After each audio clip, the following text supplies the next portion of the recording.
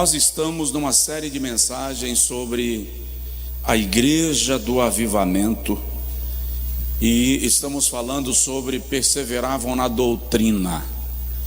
Depois nós vamos falar sobre perseveravam na comunhão. Depois nós vamos falar sobre perseveravam no partir do pão. Depois nós vamos falar sobre perseveravam nas orações. Depois a gente vai falar sobre perseveravam no temor.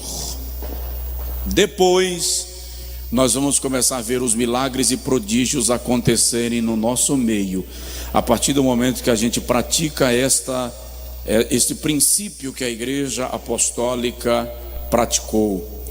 Atos capítulo 2, versículos 42 e 43 diz assim: e perseveravam na doutrina dos apóstolos e na comunhão, no partir do pão e nas orações. E em cada alma havia temor, e muitos prodígios e sinais eram feitos pelos apóstolos. Todos podem dizer amém? Nós vamos refletir um pouco mais sobre obediência à sã doutrina.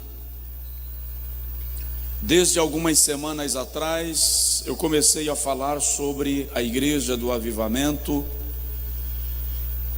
pontuando com os irmãos toda a expectativa que os cristãos evangélicos têm de que nós viveremos um avivamento extraordinário neste tempo e depois deste tempo. E quando me perguntam se também eu creio assim, a minha resposta indiscutivelmente é afirmativa. Também creio que a igreja vai viver um grande avivamento.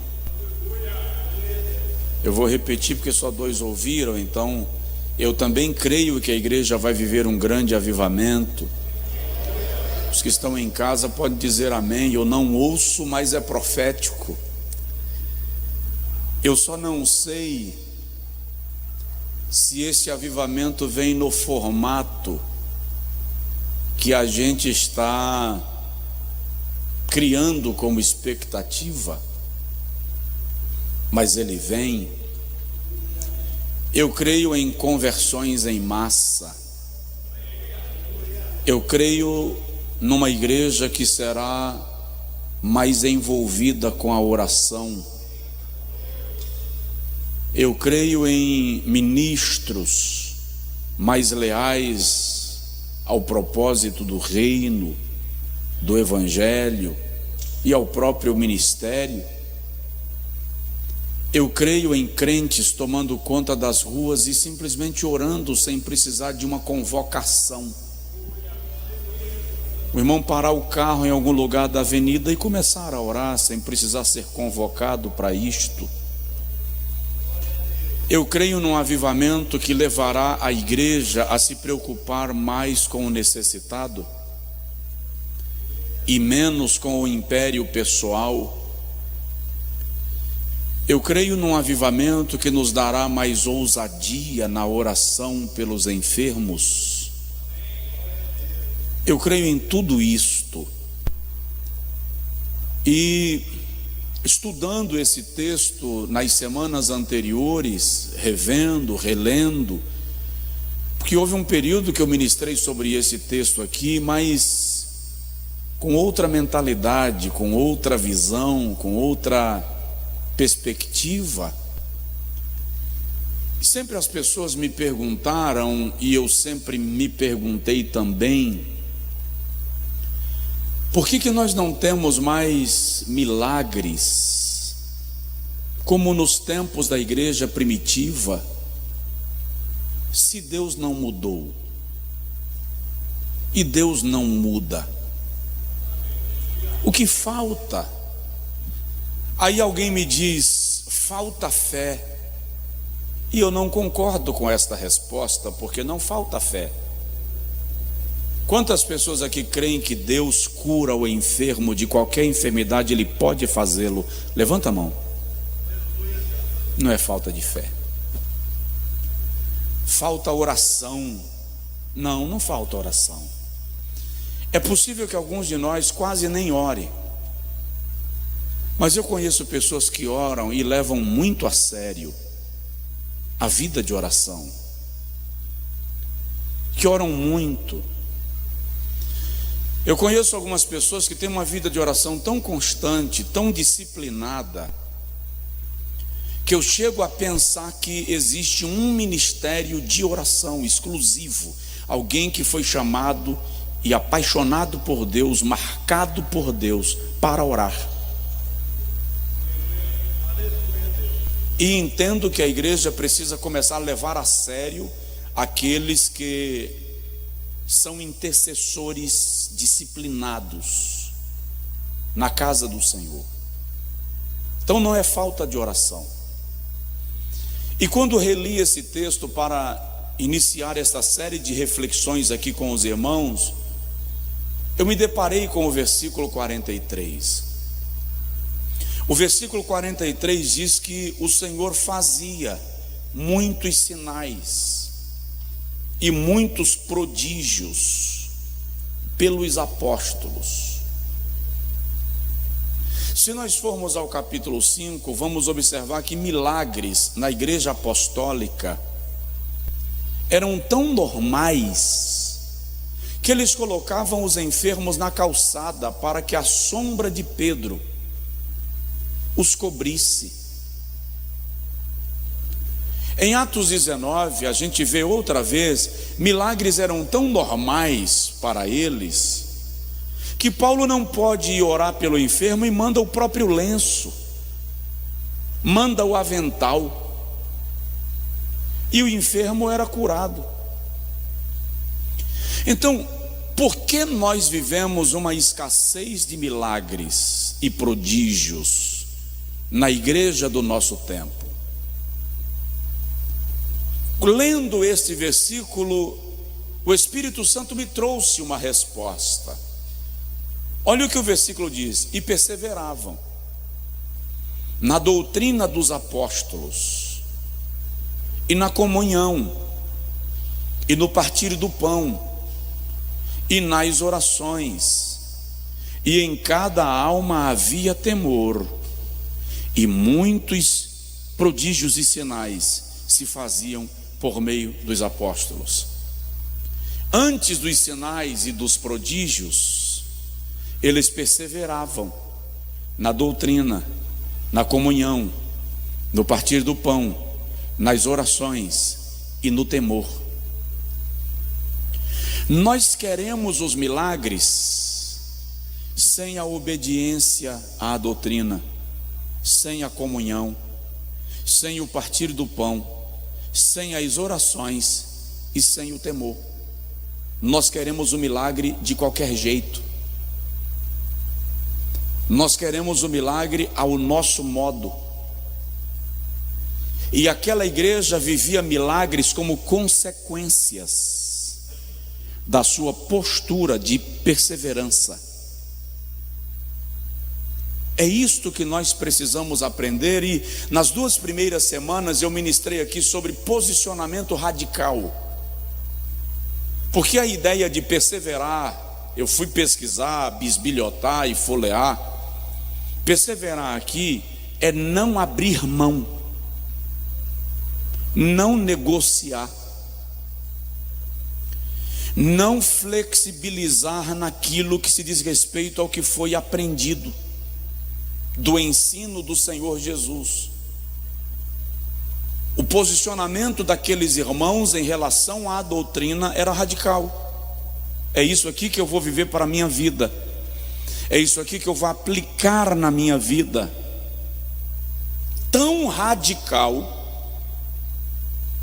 que quando o imperador se declarou Deus e exigiu deles adoração, eles preferiram a morte do que se curvarem diante do imperador. Era um posicionamento radical. Já estudei com os irmãos ao longo de 3 semanas anteriores sobre a fundamentação na doutrina dos apóstolos. O que é? Quais tipos de doutrinas nós temos que lidar no mundo para a gente não confundir com a doutrina dos apóstolos?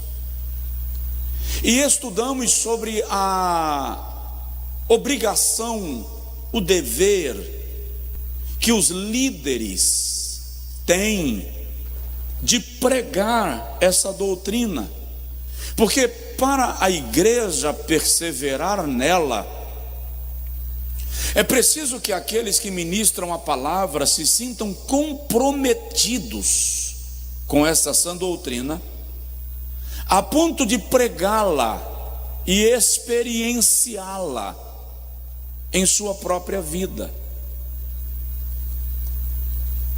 Isso é tão sério no texto sagrado que aqueles que rejeitam a sã doutrina, aqueles que rejeitam o ensino fundamental da fé e das Escrituras, o apóstolo Paulo, escrevendo a Timóteo no capítulo de número 6 da primeira carta, versículo de número 3 e versículo de número 4, declara que aqueles que rejeitam este ensino, aqueles que rejeitam a palavra do nosso Deus, é soberbo, orgulhoso, jactancioso. Ele chega a chamá-los de falsos mestres. Aqueles que rejeitam o ensino fundamental, sistemático das Sagradas Escrituras, são chamados pelo apóstolo Paulo de soberbos. E ele diz: nada sabem, deliram em questões e contendas de palavras. Ainda no mesmo texto a Timóteo, Paulo diz no versículo 5 que estes homens são ignorantes, cuidam viver a piedade, mas como objeto de lucro. Além de chamá-los de ignorantes, Paulo chama-os de contenciosos. Gostam de contender, de confusão, de discutir para esboçar conhecimento, mas a intenção não é viver a piedade. O apóstolo João, na sua primeira epístola, capítulo de número 1, diz que nós não devemos nos reunir com aqueles, versículo 10, que decidem rejeitar o ensino do Senhor. E Paulo é muito radical. Paulo diz que nós devemos evitar aqueles que gostam de contender. Contender aqui não é brigar, não é disputar. Contender aqui é debater, esboçar conhecimento apresentando inverdades acerca do que é verdadeiro. Paulo está falando daqueles que conhecem a sã doutrina, mas decidem desconstruí-la. Olha o que ele diz aos Romanos no capítulo de número 16. Vamos lá, Romanos capítulo de número 16, versículo de número 17 e 18.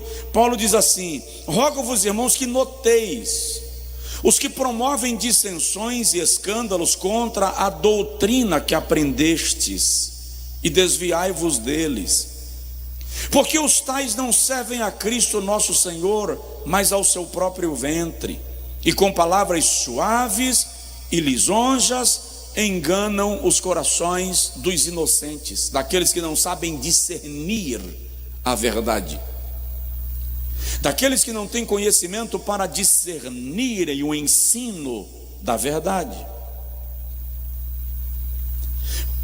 De modo que, quando o indivíduo decide viver à margem do que em Atos 2,42 é chamado de doutrina dos apóstolos, o tal torna-se um tumor no ambiente da igreja, enferma os demais, adoece os demais. Quando nós vamos observar a Bíblia Sagrada, a gente percebe que um dos segredos do sucesso, um dos segredos da bênção de Deus na vida dos homens, cujos nomes estão registrados nas Sagradas Escrituras, é a obediência. A ponto de Samuel dizer para Saul, 1 Samuel 15, 22 e 23, obedecer é melhor do que sacrificar. Estava observando quando Deus chama Abraão e faz Abraão caminhar sem saber para onde ia.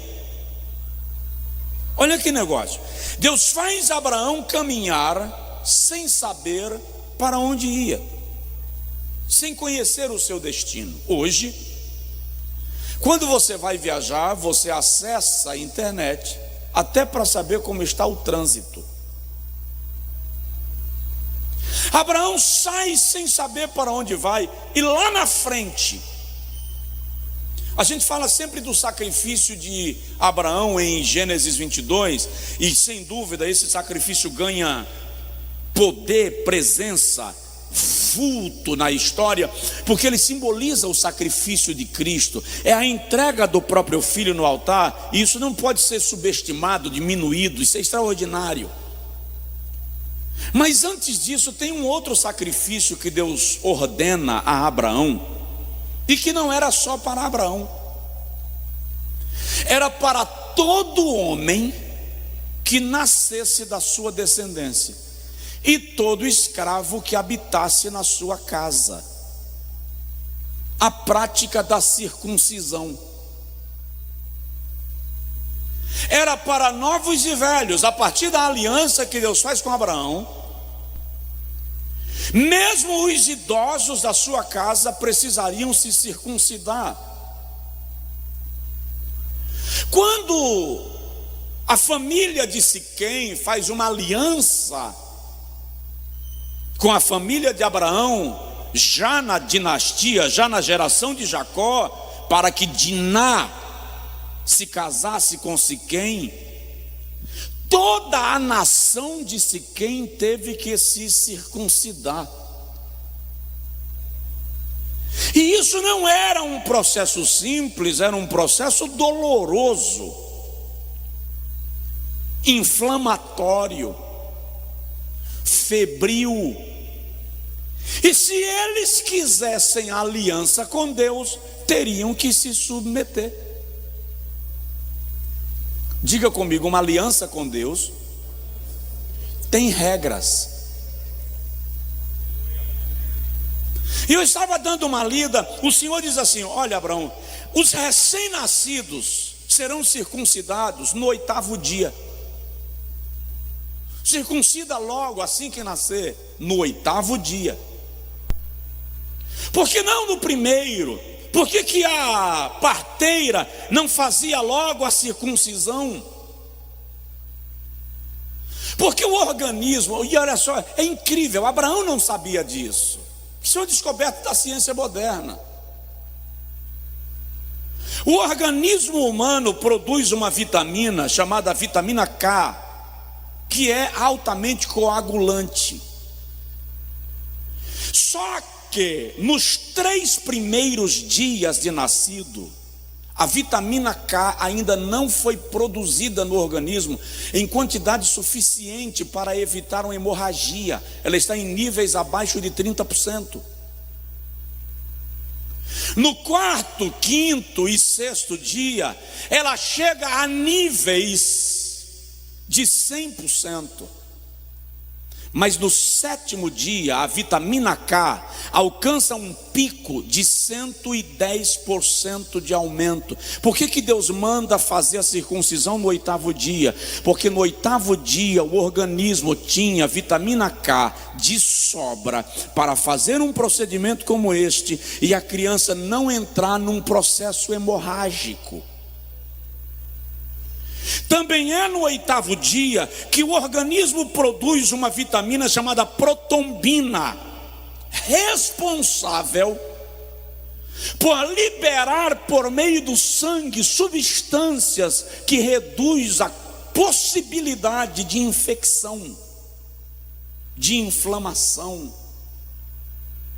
Então Deus diz assim: circuncida a criança no 8º dia. Abraão não sabe porque no 8º dia, mas Deus sabe. Abraão apenas obedece, e nenhuma daquelas crianças morrem de infecção, de inflamação, de hemorragia, porque se você obedecer a Deus naquilo que Ele te mandar fazer, ninguém morre quando você cumpre aquilo que Deus te mandou cumprir. Apenas obedeça, ninguém vai morrer, apenas obedeça.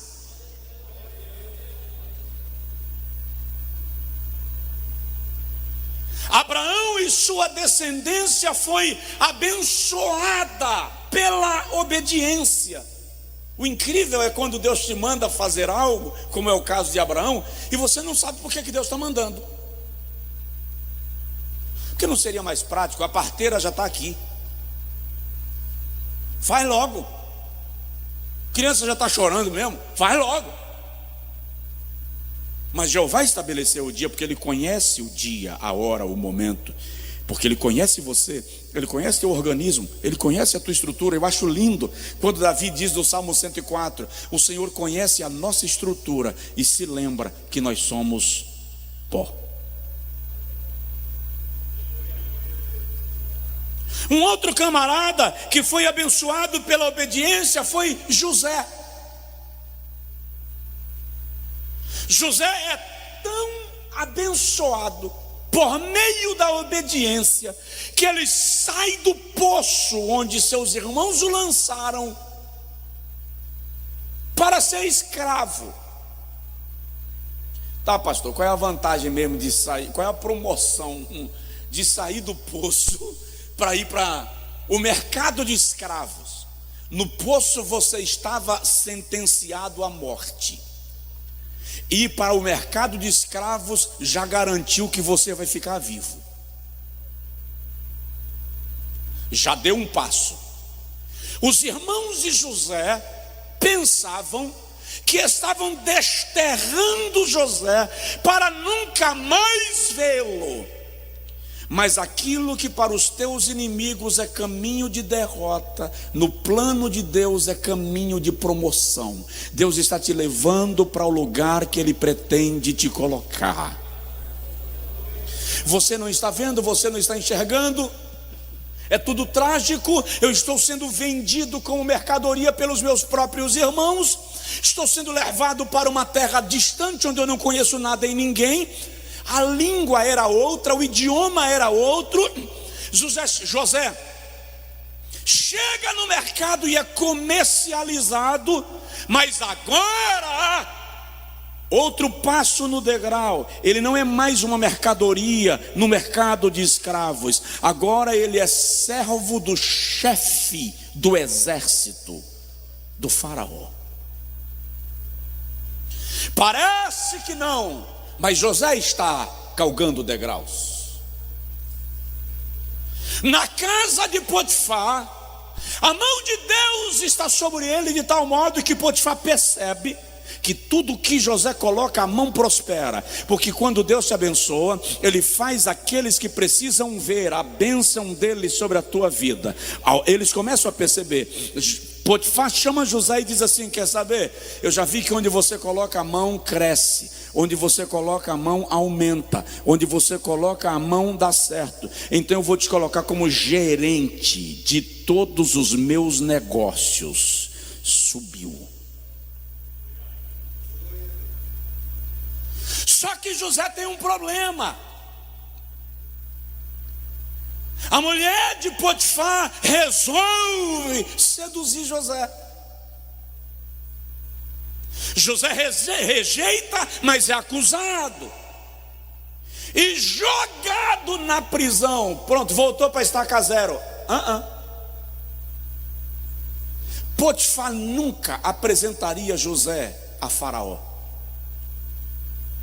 Jeová só levou José para ficar do lado do homem da confiança do Faraó. Era o copeiro do rei, era o cara que bebia a bebida do rei antes de o rei tomá-la, era o cara que comia a comida do rei antes de o rei prová-la.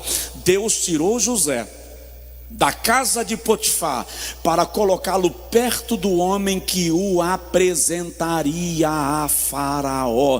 Presta atenção, às vezes o que você chama de descambar, às vezes o que você chama de despencar, às vezes o que você chama de descer degrau, é Deus te colocando perto da pessoa que vai te apresentar ao teu próximo nível.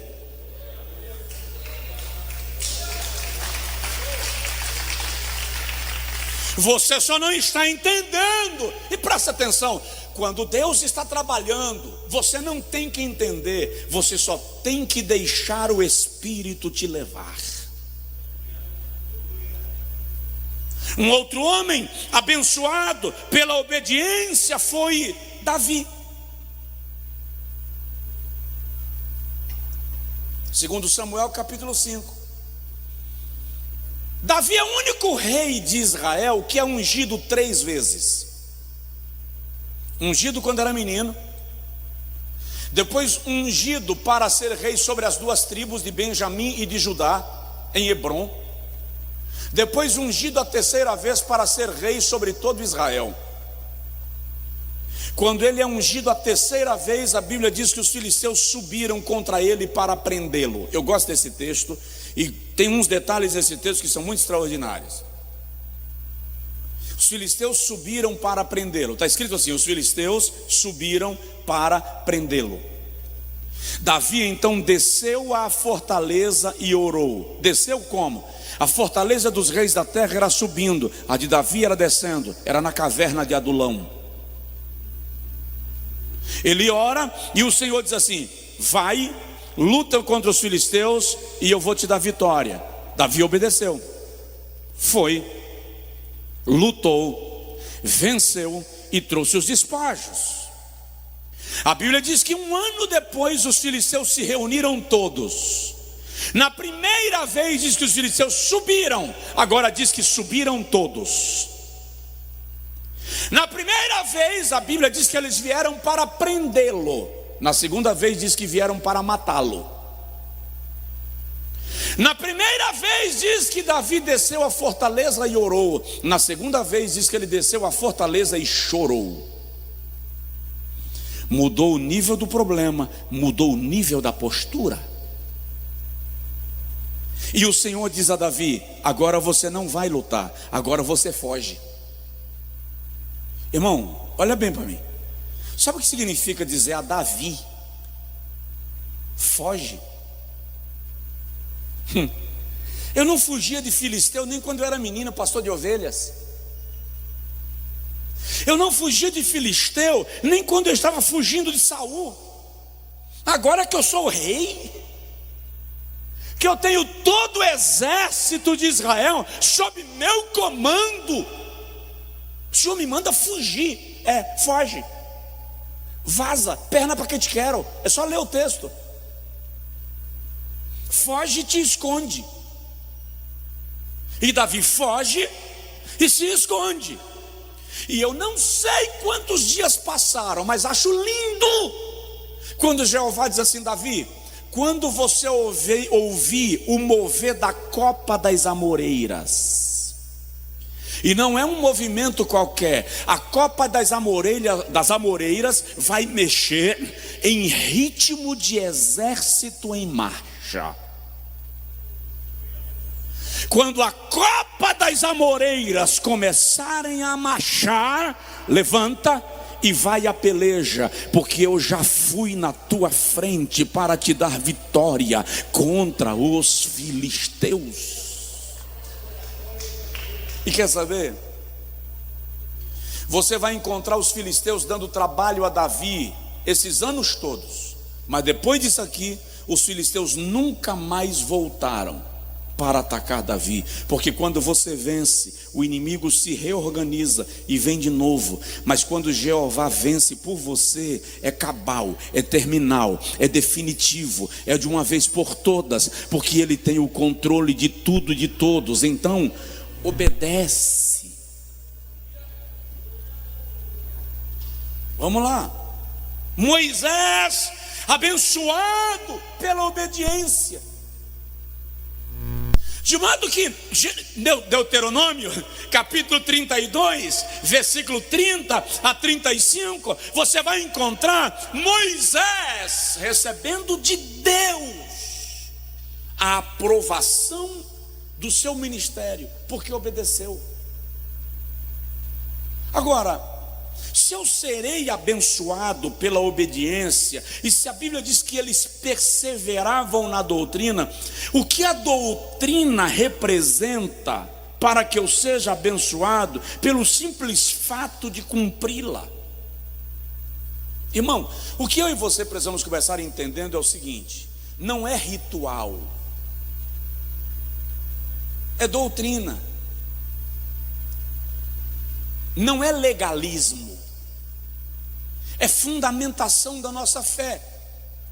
A sã doutrina não é regra religiosa, é princípio de vida espiritual. Quer ver? Por que eu sou abençoado? Quando obedeço à doutrina, o ensino da palavra. A Bíblia diz que a doutrina é como chuva, ela rega você.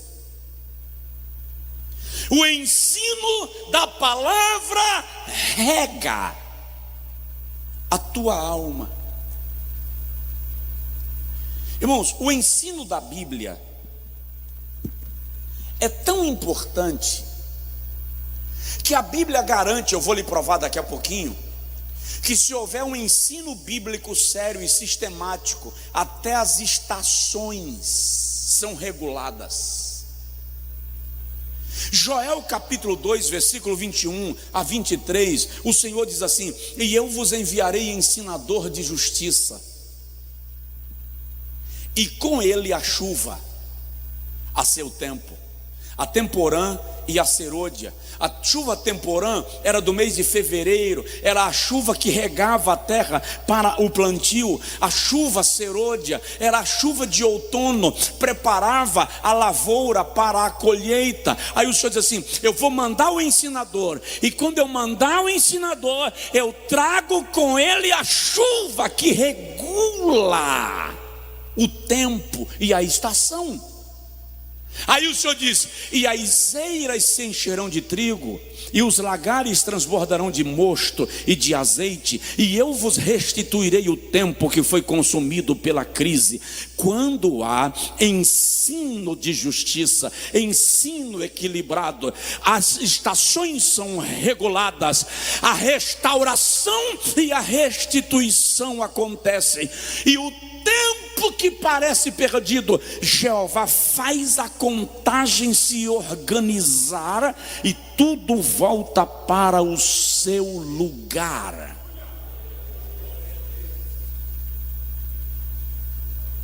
Diga comigo assim: vai voltar para o lugar, porque eu estou recebendo palavra.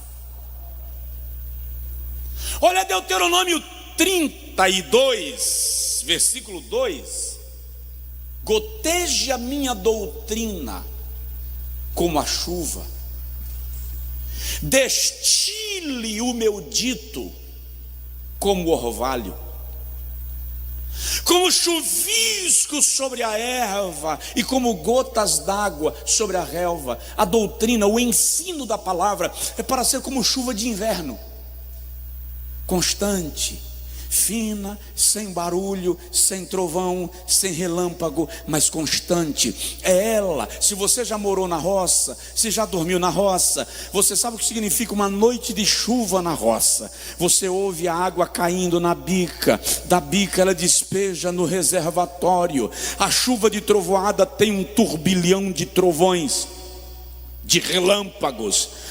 arrebenta com a lavoura, enche o tanque, enche o açude, mas não rega.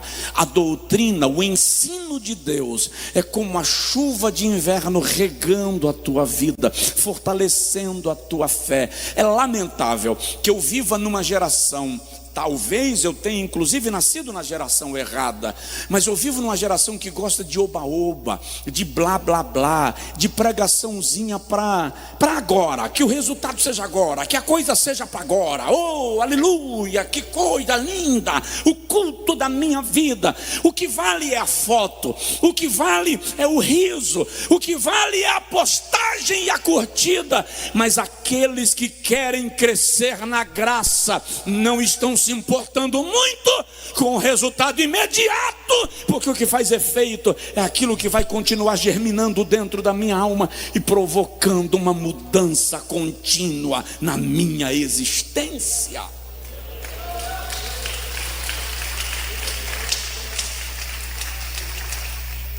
É por isso que eu me libertei, ou fui libertado, da necessidade do resultado imediato. O pregador pentecostal sofre a contínua tentação de depender do resultado imediato.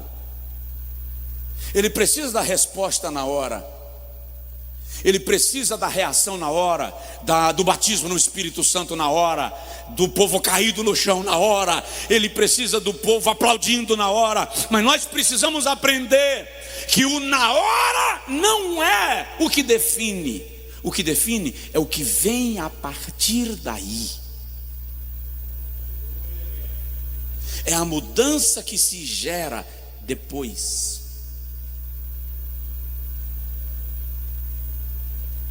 Terminei de pregar um dia no Centro de Convenções em Salvador. E quando eu desci do púlpito, eu fui abordado por um obreiro. E ele, de maneira meio brusca, me puxou pelo braço. Ele me puxou para trás tinha uma cortina grande, estendida, e ele me puxou para trás da cortina. Cá entre nós, não conta para ninguém. Eu tenho uma certa dificuldade da pessoa vir conversar comigo e vir me arrastando pelo braço. E se puxar meu paletó, então eu preciso muito de oração. Eu digo na hora: Jesus, guarda teu servo, ajuda teu filho, converte, aleluia. E ele me puxou. E ele disse assim: o senhor não lembra de mim? Eu disse: realmente não. O senhor pregou numa cidade chamada Aporá. Lembro, eu tenho uns 20 anos. O tema da sua mensagem foi os 4 gemidos do universo. Eu disse: lembro. Aí ele disse: o senhor pregou sobre o gemido do Espírito, o gemido da igreja, o gemido da natureza. Eu não lembro do outro. 76 pessoas aceitaram a Jesus como Salvador. Eu disse: isso eu não lembro. E ele disse: foi na praça. Se lembro vagamente, pois eu fui um dos convertidos. Eu era chefe de uma quadrilha de assalto a bancos. E nós estávamos reunidos numa casa, na praça, planejando um assalto ao banco que aconteceria naquela madrugada. Cheirando cocaína, bebendo muito e planejando o assalto, quando você falou sobre o gemido do Espírito Santo pelo pecador, o gemido entrou na minha alma. Eu ouvia o gemido dentro de mim. Ele disse: você fazendo o apelo e o gemido dentro de mim. E eu corri, larguei meus colegas na sala e corri para a praça e entreguei a minha vida a Jesus.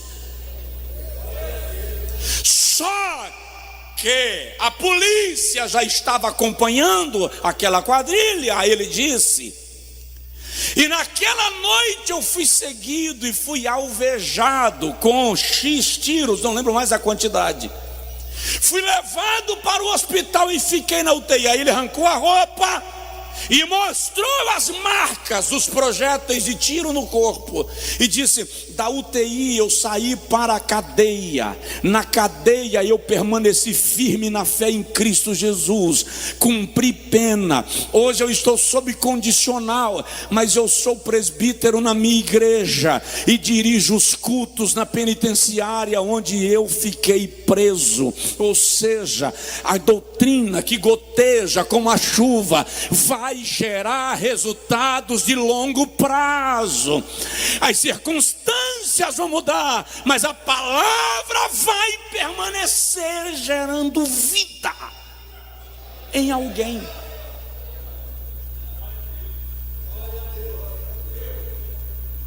Amém? Segundo lugar, porque obedecer o ensino de Deus me abençoa, porque o ensino da palavra é uma fonte de vida. Sabe, as pessoas não vivem falando da fonte do rejuvenescimento? As pessoas não vivem buscando um jeito de ficarem mais novos? Vou falar muito que é para não... Mas puxa daqui, estica de lá, diminui uma ruga aqui, acalma outra ali. E o pior, quando você tira uma ruga, aparece outra. E aí é uma luta, uma batalha.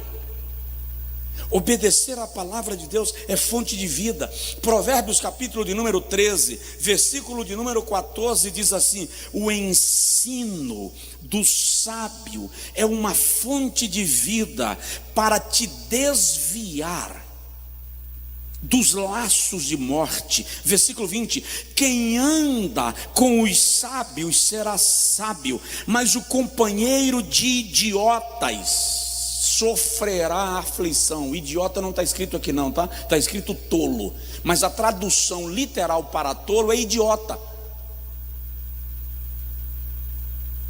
Com quem você anda? Qual o nível de pessoas que você anda? Vale para você que está em casa. O ensino é uma fonte de vida.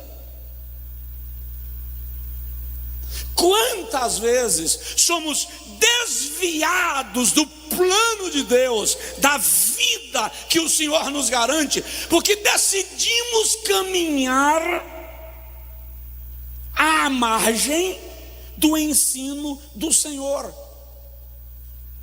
Isso é tão poderoso que em Provérbios 4, o sábio diz assim: adquire o conhecimento com tudo que você possui, adquire o entendimento, honra a sabedoria, e ela te honrará, e ela te vestirá de graça, e colocará sobre a tua cabeça uma grinalda de graça, de carisma. Ou seja, o ensino do Senhor é uma fonte de vida. Bem-aventurado aquele que decide viver segundo a palavra de Deus. Profetiza aí para alguém. Se não tiver ninguém perto de você, profetiza para quem está longe, aponta o dedo. Ele não vai ler seus lábios, porque você está de máscara, mas ele sabe o que você vai dizer. Você vai viver muito. Você vai viver muito.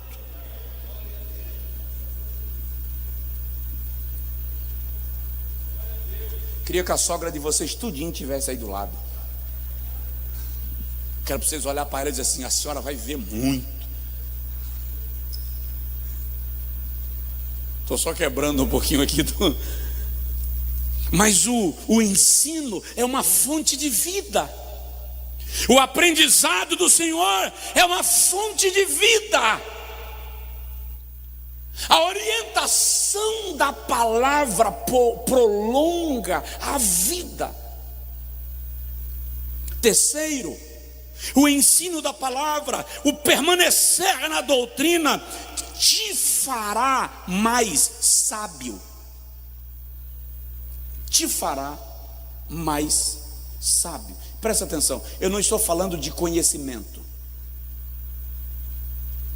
Os estudiosos da mente humana dizem que tudo que você recebe numa pregação, numa palestra, num seminário, num curso de preparação, é informação. Informação. Informação só se torna conhecimento quando você coloca em prática. Então tudo que eu estou pregando aqui, se não for posto em exercício, é só informação. Se for posto em prática, virou conhecimento. E o conhecimento se torna sabedoria quando se transforma em cultura, quando vira hábito. Aquilo que eu decido integrar ao meu estilo de vida se transforma em sabedoria. Paulo diz a Timóteo na segunda carta, capítulo 3, versículo 15, assim: desde a infância sabes as sagradas letras que podem fazer-te sábio e entendido para a vida eterna. Toda a Escritura é divinamente inspirada e proveitosa para ensinar, para corrigir e para redarguir em justiça, a fim de que o homem de Deus seja perfeitamente preparado e aperfeiçoado para toda boa obra. Então o ensino da palavra prepara e aperfeiçoa. Jesus olha para os fariseus e doutores da lei, e eu acho legal algumas colocações de Jesus. Tem umas que parece que não tem nexo, mas se você for bisbilhotar a raiz, o contexto, você vai entender. Ele olha para os doutores da lei, João 5,39, e diz assim: errais, não conhecendo nem as Escrituras, nem o poder de Deus. Mas os camaradas conheciam a Torá, eles eram os doutores da lei. Aí Jesus está dizendo para eles: vocês conhecem intelectualmente, mas vocês não conhecem espiritualmente. Gente que conhece a Bíblia intelectualmente está cheia no mundo. Eu estou vendo lives e lives de gente que conhece a Bíblia intelectualmente. Só que Paulo diz aos Coríntios, segunda carta, capítulo 5, versículo 15, 16 e 17, que existem duas formas de conhecer a Cristo. Uma segundo a carne, e a outra forma ele chama de conhecer da outra maneira. Tem muita gente que conhece segundo a carne. Segundo a carne, o seminário ensina, a faculdade ensina, qualquer faculdade de teologia te ensina sobre as Escrituras intelectualmente, mas da outra maneira só é possível conhecer quando a revelação do Espírito opera na vida do crente, gerando nele transformação, aplicando a palavra, tornando a palavra como fruto de vida, para levar a uma experiência de aprofundamento na fé. É aí que está a questão. Então, o ensino da palavra nos faz mais sábios. Tem que parar, né? O ensino da palavra é como lâmpada, traz luz. Eu disse aqui um negócio domingo. Quem estava aqui domingo? Faz assim. Quem não estava, mas acompanhou o culto em casa, faz assim. Pronto. Eu disse um negócio aqui domingo sobre a irmã Eva. Na live de oração 11h45, uma irmã colocou assim: coitada de Eva, eu já desejei até matá-la. Olha que Eva já morreu faz tempo, mas ainda tem gente querendo. Aí uma outra irmã, no curso que nós fizemos, e eu dei uma aula extra na segunda-feira, ontem à noite, uma irmã falou assim: pastor, aquilo me trouxe uma luz, um esclarecimento sobre o papel de Eva no processo, porque o ensino da palavra é luz. Quantas vezes você precisou de resposta de Deus, e ouvindo uma pregação, o Senhor acendeu um facho de luz e te trouxe resposta? Porque Salmo 119, versículo 105: lâmpada para os meus pés é a tua palavra e luz para o meu caminho. O ensino da palavra clareia, faz resplandecer. Provérbios 6:23 diz: porque o mandamento é uma lâmpada e o ensino é uma luz. Eu realmente não consigo entender como tem crentes que não valorizam o ensino da palavra de Deus. Eu realmente não consigo entender como tem pregadores que se dão o trabalho de inventar qualquer outra coisa para pregar do que pregar a palavra de Deus. E é lamentável que algumas igrejas não valorizem a exposição bíblica, porque ela é luz. Fui pregar numa igreja uma certa feita. Estudei, porque quando eu vou ministrar, normalmente eu sento para queimar a pestana, estudar, pesquisar, elaborar e rabiscar, e às vezes eu viro à noite buscando entender para ministrar 30 minutos, 40 minutos, 1 hora. Quando eu cheguei naquele culto, eu não vou dizer onde, claro, que eu fui acompanhando o culto, eu entrei em conflito. Eu falei: Jesus, eles não vieram para ouvir uma pregação, eles vieram para ouvir outra coisa. O que eu preparei não é para esse culto. Se eu começar a falar o que eu preparei para eles vão embora, vão me largar falando sozinho. E eu entrei, não sabe quando você entra em conflito até a hora da pregação? Era aquele culto assim do oba-oba, do reteté, do empilha a cadeira para a gente fazer trenzinho. E eu caí na tentação. Esqueci o que estudei e entrei no mover. Mas eu entrei com gosto, entrei com força. Foi lindo demais. Um mover tão extraordinário, irmão, que eu nunca me vi tão pentecostal na minha vida. Terminei, poderzão caindo, pedi licença, entrei no meu carro, voltei para casa. Quando eu funcionei o carro, o Espírito Santo disse assim: foi isso que eu te mandei ministrar? Agora o conflito foi outro. 1 hora e pouquinho de viagem, com a minha alma sendo fustigada porque não ministrei a palavra. Mais ou menos assim: você coloca o almoço na mesa, quem tem filho, criança, adolescente, sabe como funciona isso? Você colocou o almoço na mesa, mas o menino descobriu que tem bolo, aí não quer mais o almoço, quer bolo. Você preparou o almoço, mas o menino lembrou que tem uma pizza na geladeira e invocou que quer a fatia da pizza gelada.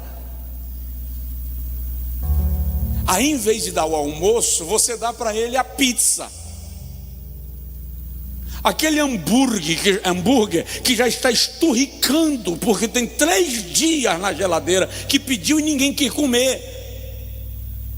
Então, em vez de dar o almoço, você dá o bendito do hambúrguer, dá a bendita da pizza. Foi isso que eu fiz. Eu tinha um almoço, mas as crianças queriam pizza gelada. E para facilitar, evitar chororô de criança, criança reclamando, criança sapateando, esperneando: ai, come a pizza, que eu não estou com paciência para a criança chorando hoje. Todo pai e toda mãe já se viu nessa bifurcação. Servi pizza, mas Deus queria dar para eles almoço. Eu lembro agora de um pregador que está na lista, na galeria dos heróis da fé, que ele foi pregar uma certa feita numa aldeia, em algum lugar da Europa, e ele não ministrou aquilo que Deus havia posto no coração. Como tinha 3 dias, no primeiro dia ele resolveu pregar alguma coisa que satisfizesse o povo, e ele disse para si mesmo: amanhã eu faço o que Deus me mandou. E foi dormir. Naquela noite houve um incêndio na aldeia. Os habitantes da aldeia todos foram mortos por aquele incêndio. E ele não teve o outro dia. Então, se Deus colocou uma palavra para ministrar, não deixe para o outro dia. Prega a palavra que Deus colocou no coração, porque se uma vida for salva, através dela, você terá ganho todo o seu propósito. Eu vou concluir. Por que o ensino da palavra nos abençoa? Porque ela é um sustentáculo na presença de Deus. Crentes ensinados pela palavra não se afastam da presença de Deus só porque um decreto mandou a porta da igreja fechar. Ele tem orientação bíblica, irmão. Quer saber? Em casa, na igreja, no trem, no metrô, no trabalho, no Brasil ou na China, na Europa ou na aldeia da África, eu recebi o ensino da palavra e serei guiado por esse ensino, serei fundamentado nesse ensino. Por isso que Salomão diz: ensina o menino no caminho que deve andar, e até quando envelhecer, não se desviará dele. Apenas ensina. Por isso que em Deuteronômio 6,6 o Senhor diz assim: ensina a teus filhos, inculca neles o mandamento. Inculca, coloca neles, repete, insiste, fixa. Porque é um sustentáculo na presença de Deus. O ensino da palavra nos fortalece para uma vida vitoriosa. Eu vos escrevi, jovens, porque sois fortes. 1 de João 2,14. A palavra de Deus está em vós e já vencestes o maligno. O que garante vitória é ensino da palavra. Ele nos prepara para uma vida vitoriosa. E o ensino da palavra nos estabelece uma vida diferente do padrão do mundo.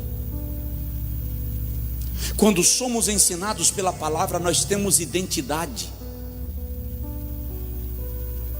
Não seremos ludibriados por qualquer sopinha miojo que for oferecida.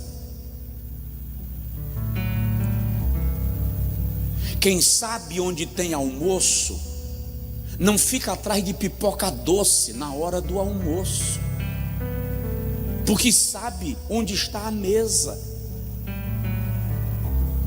Claramente Jeová diz assim: então vereis outra vez a diferença entre o justo e o ímpio, entre o que serve a Deus e o que não serve. Tem diferença.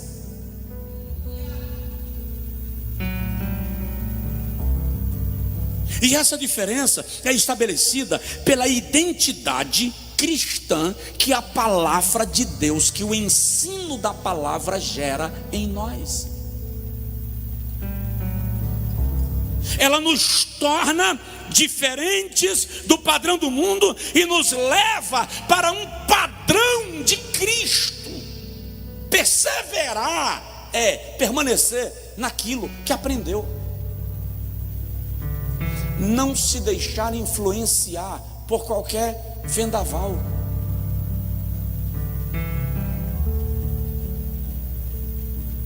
De vez em quando um pastor fala de mim, entra em conflito. Não faz muito tempo que um casal me procurou na igreja, que começou a ser discipulado pela televisão, por meio de um líder de uma seita herética. Sabe o que é distorcer a Bíblia, rasgar o papel, virar de ponta cabeça, bagunçar tudo? E depois começaram a fazer parte de um sistema de comunicação via rede social, para serem diretamente discipulados. E vieram me comunicar que estavam saindo da igreja, porque a partir de agora iriam se filiar a esse sistema, a esse movimento religioso doutrinário. Eu entrei em conflito. Não foi pelo fato de o casal estar saindo da igreja, foi a motivação. E eu falei comigo: Jesus, eu estou pregando há 10 anos nessa igreja. Eu prego há 20 anos, toda terça-feira, em Feira de Santana. Há 20 anos. Irmão, eu tenho 46, não conta para ninguém. Metade da minha existência eu estou pregando toda terça-feira. Aí eu falei assim: como é que depois de 20 anos você pregando a palavra de Deus, alguém ainda consegue ir por um negócio tão ralo, tão...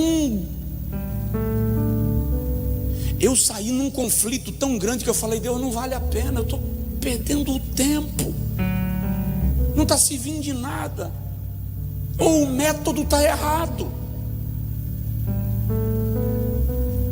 Depois fui compreender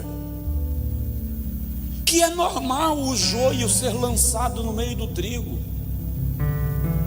E você não desiste do trigo só porque descobriu o joio. Pelo contrário, você precisa aprender a trabalhar na lavoura com o trigo.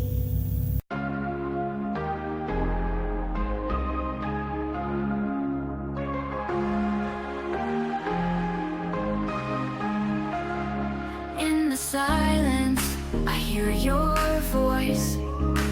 Whispers of forever, a heartfelt choice. To love without limits, to give without shame. In your eyes my heart finds its flame. We'll chase the sunset, we'll dance in the rain. Our love will shine brighter with every heartbeat's pain. We'll rise above the noise, our love will be the light. In the darkest of nights, we'll find our way to the light. Lost in the moment, our love will ignite. E deixar o joio lá, crescer junto muitas vezes, para só no dia da colheita o dono da lavoura definir quem vai para o celeiro e quem vai para o fogo. Mas o ensino da palavra sempre valerá a pena e vai te diferenciar do padrão de vida do mundo. Sempre. Em nome de Jesus. Quem diz amém?